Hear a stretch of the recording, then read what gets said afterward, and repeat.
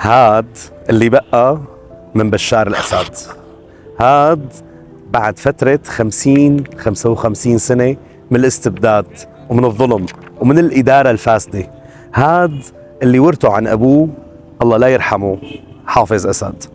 هاد اللي ترك لنا إياه وحارمنا منه طول هالعمر.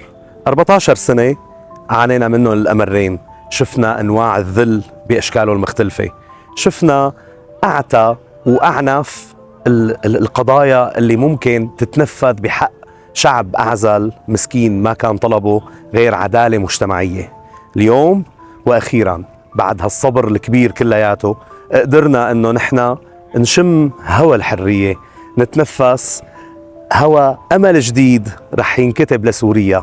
ما عاد في أسد وما عاد في آل للأسد، ما عاد في أفكار تاخدنا وبترجعنا للخوف والماضي. النفس صار فيه عزة، صار فيه كرامة. هلأ بلش مسؤوليتنا نحن، بلشت الأمور تتطلع للمستقبل. لما بنعود بننصح هلأ حدا نحن فعلا عم ننصحه من قلبنا. اجت فترة أنا شخصيا ما عدت عرفت انصح العالم اللي عم تسألني سافر ولا ابقى. ما عاد اقدر اتحمل مسؤولية حدا اقول له ابقى وحطم مستقبلك هون، ولا عاد فيني اقول له اطلع لبرات البلد لمستقبل مجهول مانك عرفانه. اليوم كلكم رجعوا، كلكم تعالوا نعمر ايد بايد سوريا المستقبل، سوريا الحرة اللي فيها عزة وكرامة، اللي فيها مستقبل لإلنا ولأولادنا وللأجيال القادمة. وأخيرا قدرنا نوصل لأول مرة بحياتي أنا بوصل لهي النقطة من قاسيون. لأول مرة أنا بشوف هذا المنظر اللي أنتم شايفينه معي. لأول مرة نحن بنطلع ومانا خايفين.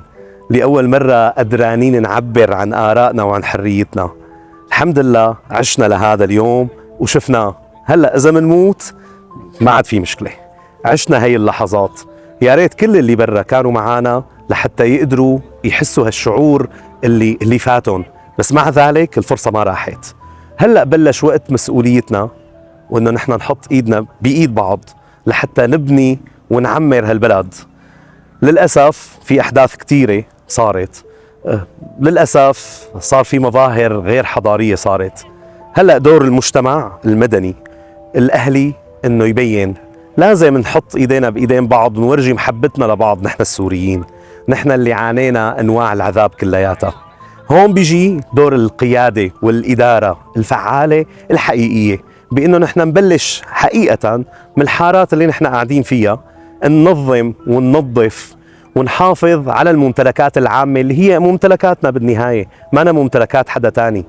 هلأ دورنا أنه نحن نتقي شر اللي عم بيدعوا أنه هن ناشطين مدنيين أو ناشطين إنسانيين وهن كتيبة تقارير وأسمائهم كلياتنا بنعرفها. لازم نتقي شرهم. أخذوا فرصتهم، ما عم بحكي عليهم بشي، لكن اليوم ضروري جدا أنه نحن ننتبه على هذا التفصيل، ما نتركهم أبدا لحرياتهم اللي هن كانوا عم بيستمتعوا فيها طول هالعمر اللي فات واللي مضى وحرمونا منها. صار لنا دور، صار الوقت مناسب انه نحن نحط دور حقيقي وبصمة حقيقية لنا بالبلد. اخذوا فرصتهم، انا ماني ضدهم، لكن اذا ما حدا اشتكى عليهم طبعا وما حدا رفع عليهم من المتضررين منهم، خلينا نقول انه نحن ناخذ فرصتنا.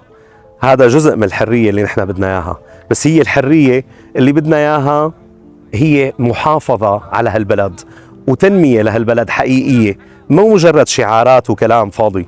بدنا أفعال حقيقية تمشي وتمضي قدما لنبني ونعمر هالبلد. حقيقة مشاعر ما بتنوصف، والحكي مهما حكى عنه مهما نقال ما بنقدر نوصف المشاعر اللي عنا إياها. لكن برجع بأكد المسؤولية هلأ بلشت يا جماعة، هلأ بلشت. دور كل حدا فينا انه يكون انسان ايجابي وفاعل. كتير مهم انه نحن نستخدم بقى عقولنا بطريقة منطقية كتير.